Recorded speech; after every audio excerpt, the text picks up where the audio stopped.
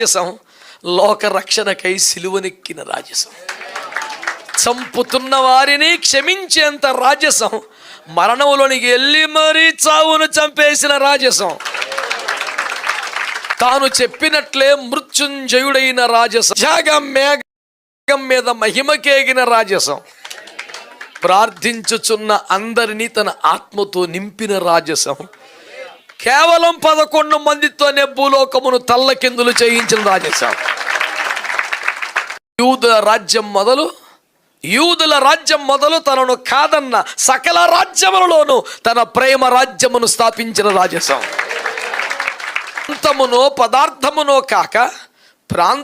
పదార్థమునో కాక ప్రజలను రాజ్యముగా వారి హృదయమనే సింహాసనంగా చేసుకున్న అసలు సిసలు రాజసం. నమ్మిన వారి కోసం స్వర్గములో శాశ్వత గృహాలు నిర్మించి వారికి బహూకరించుటకు త్వరలో మరలా తరలుతున్న రాజసం. ఇది కదా సర్వయుగములలో రాజయుండి సర్వభూమిని ఏలుతున్న నా యేసు రాజు యొక్క అసలు సిసలైన రాజసం.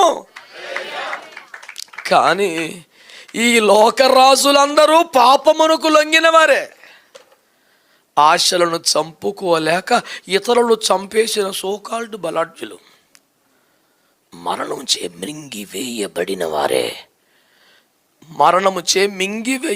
వారే. అందుకే నేను అంటాను, రాజులు అనబడిన వారందరిది రాజేశమే, కానీ నా యేసుది మాత్రం పక్కా రాజసం. హల్లెలూయా, దేవునికి మహిమ కలుగును గాక.